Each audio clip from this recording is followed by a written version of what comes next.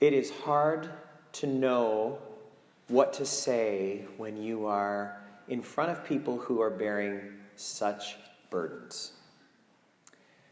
I often invite families at the beginning of a funeral to recognize that the work that we have to do is incredibly hard because it contains within it a paradox.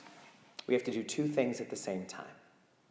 We have to celebrate how wonderful the lives of these beautiful loved ones were in our lives. We've got to celebrate that. They were unrepeatable, beautiful human beings that God gave just for us. But we also have to mourn because they've undergone an experience of transition that is going to change our lives. There's no way around it. The problem is we can't figure out how to do both of those things at the same time. How do we celebrate a life and mourn it at the same time?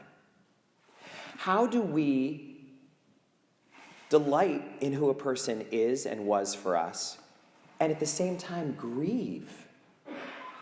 To celebrate and delight and to mourn and grieve all at the same time. It's impossible, right? And that's why we turn to our faith, because with God, all things are possible. And so being here tonight, for some people might feel a bit like, wow, this is a real milestone for me. I can't believe I'm able to be in this church right now and look at this again. For others, it might feel like taking off a scab. We're all in our own place in this journey, and all of us have our own particular loss. And in our own particular loss, we are united with all of those in the human family who know what pain is like. I received this poem once, and it spoke to me, so I'd like to share it with you as we begin tonight. Let's just agree for now that we will not say that the breaking makes us stronger, or that it's better to have this pain than to have done without this love. Let's promise not to tell ourselves that time will heal the wound when every day waking up opens it anew. Perhaps for now, it can simply be enough to marvel at the mystery of how a heart so broken can keep on beating as if it were made for precisely this. As if it knows that the only cure for love is more of it. As if it sees that the heart's sole remedy for breaking is to love still. As if it trusts that its own stubborn and persistent pulse is the rhythm of a blessing that we cannot begin to fathom, but that will save us nonetheless.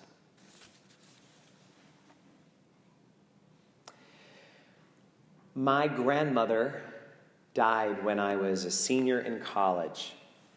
My dad's mom. She was sick. She had had cancer, but she wasn't ready. It was not her time, we didn't think. She had a long road ahead. It was early in the process, and her death was a surprise to her doctors and to all of us. It happened this time of year. It was the week before Thanksgiving. And I came home from college, shocked, and I went to my grandparents' house where they had lived for almost 60 years together. And my grandpa was sitting in his chair, and my dad was playing the piano that they had in that room to try to soothe his dad. And I sat in my grandma's chair. And I noticed that on the table, on the little coffee table in the parlor, was a pamphlet given to him by hospice volunteers at the hospital. And the title of it was, Will I Survive This Grief? And for my 21-year-old heart, I was really struck. Will I survive this grief? The pamphlet asked. That was a new thought for me. I knew that there were things that could kill you, like cancer or an out-of-control bus or a plane crash, but I never thought about grief having the power to kill. But I think for any of us who have suffered a significant loss, it feels like you might not survive the grief. And sometimes we need to recognize that our only job for the day is to survive. There are times in life where the only thing we have to do is survive. We don't have to impress anybody with how eloquent we are. We don't have to be heroic. We don't have to jump through some hoop. We just need to survive it. As it says in the poem, maybe we can just marvel that a heart that is so broken can keep on beating. How do people survive their losses? I have had some significant losses in my life, but there are many losses that I have not yet had, that I know are ahead. And I am learning from you, from journeying with you, how to survive losses. Because when I've been there with you and sat in your homes or in the rectory and we've talked about your loved one, I have learned that there are many common threads to the way people survive losses. And because I have so many big losses still ahead of me, I am here to thank you for letting me share your journey so that I can experience this side of my loss, a little bit of wisdom from those who have learned it the hard way. There are a few things that I've noticed are themes among many of you in how you're surviving your losses. And I'd like to just lift some of them up and share them with you because I think maybe it'll be helpful for you to realize, my, oh my, I've had that thought. I didn't know that others had that thought too. This is something I've heard several times when I've asked, how are you getting through this? Here's what some people have said. I want my loved ones to be proud of me. I've heard a lot of people say that's how they're surviving their losses. I know that my loved one can see me. I believe that they look down on me from heaven. I believe that we are still in a relationship. I believe that I will see them again. And I want to make them proud of me. One mom I was talking to said, I want to do whatever I have to do with the time I have left so that my loved ones will be able to smile at me proudly when I arrive in heaven. That's such a noble goal. I've heard others say, I know that if my loved one were here right now, they would say to me, don't waste the time you have left. It's going to go fast. It's going to go fast. We're all going the same direction. We're all heading the same way. And so we can say to our loved ones, save a spot for me. Wait up. I'll be there before you know it. It might be a few years. It might be months. It might be heartbeats. I don't know. But I'll be there too. So all of us are invited to recognize that our train will be leaving this station sometime too. And some of us are on an earlier train than others. But, you know, if you've ever gone on a train booking website, you can choose to take the 7:25, or you can take the 8:37, or you can take the 11:45. It's up to you. But they all go to Penn Station. We're all going the same direction. So let's use the time that we have to make our loved ones proud of us, knowing that there will be a great big embrace in that station and that there will be such healing and peace on that day. Here's another thing I've heard from folks about how they're surviving. They're saying, you know, For the first time in my life, after going through this, I'm not afraid to die. I'm not afraid anymore. And maybe that's because I've got someone on the other side. There's someone on the other side of the veil, someone I love so much. So what's to be afraid of, being reunited with them? What's so scary about that? That sounds wonderful. Maybe it's also that we recognize when we see someone we love who maybe shared their own fear of death with us at one point in their life. Maybe it's because we have a chance to know that death is a test that everybody takes and that nobody fails. Everybody has a chance to take that test. Nobody gets out of it. And there's never been a failure, not once. No one's ever failed it. Maybe we recognize that the day of our homegoing, as it's called in some faith traditions, will be a joyful day of reunion. I was once strolling in a cemetery. They're beautiful places to walk, you know. I know some of you have a tradition of doing that. Both of the cemeteries here in Coxsackie and in Ravenna are beautiful, and they're great places to walk. But I was walking at the cemetery across the river in Valencia one time, and that's another beautiful, peaceful place to walk. And I glimpsed a carving on a headstone that took my breath away because I knew it was true. It said, "On the day we're born, we cry, and everyone smiles. On the day we die, everyone cries, and we smile." You know, for the saints, whenever we celebrate the feast day of a saint, it's almost always on the day they died. That's what we call a saint's birthday.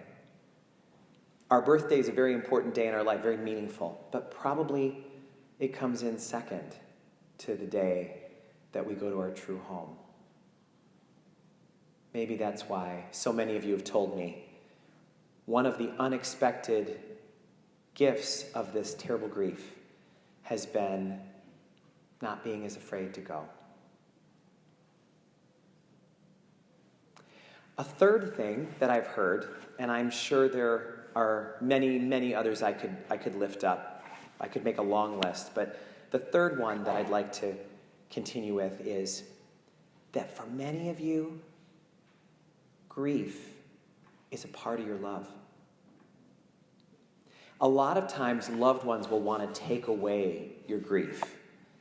Will want to say something to comfort you. Look on the bright side, or, well, you know, let's remember this through our faith, or they're in a better place, or, you know, if it's an older person that you've lost, sometimes we say things like, well, at least they lived a long life. Things that are meant to be comforting that they're really not.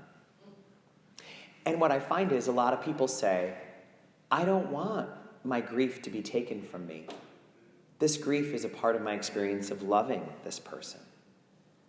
I love this person so much, why wouldn't I be sad at their transition? I'm allowed to be sad. I loved them. I loved spending time with them. I have to have patience now to wait to see them. No wonder I'm sad. I'm going to be gentle with myself about that. I don't want it to be taken away too soon. I'm allowed to feel bad. Grief is the price that you pay when you love. I've heard it said that grief is like a receipt that you have. It's the receipt that you hold in the air and you say, look, I paid the price for this love. I've got the receipt right here. Grief is part of it, which is why we have to do these two opposing things at the same time. Somehow we have to celebrate and delight while also grieving and mourning. One way that we perhaps can survive this passage of life is by meditating on the nature of life and death. A lot of us live with the illusion that death is the opposite of life. But death is not the opposite of life. Life has no opposite. There is no such thing as the opposite of life. When God makes life, it's for forever. So one image that I have found really helpful in thinking about the nature of life and death is it's kind of like each person that we love is like being at the ocean and seeing a beautiful wave coming toward the shore. And each person is this unique, beautiful, curling wave with the sunlight glinting on it. And as the wave comes toward the shore, we can start to feel that fear of, oh no, I love that wave. If you've ever gone to Maine in the summer or gone to some beach place, you know how kids wait for the perfect wave. And your loved one was the perfect wave. And in comes the wave toward the shore, and we realize, oh no, there goes the wave toward the shore. And as it breaks on the shore, we say, oh no, I loved that wave. And we can start to say, well, now the wave is gone and it'll never come back. But that's if we focus on the wave. But no wave is just a wave. Essentially, what is a wave? It's water. It's the ocean. A wave can crash on the shore and never be lost because it's the ocean. As the ocean comes and the ocean goes, the ocean remains the ocean. There's only one reality. So all of us are invited to let that be part of how we can delight and celebrate while at the same time mourning and grieving. We are so grateful for that wave, that God gave us that beautiful wave. Maybe it was one that we surfed on. Maybe it's one that embraced us. But we remember that that wave is the ocean. There's nothing to be afraid of. It's all part of the same mystery. All of us have the same connection to the God who made us. It is a miracle that hearts so broken can keep on beating. You are to be commended for being here tonight. It means that you are surviving a loss. And as I look out at some of you, the loss that you're surviving is unspeakable. But together we're going to do it because this is part of our human experience. All of us are called to recognize that there is a day that we're born and a day that we die. And both are a gift of God. On the day we're born, everyone smiles while we cry. And on the day we die, everyone cries. But not us. We smile.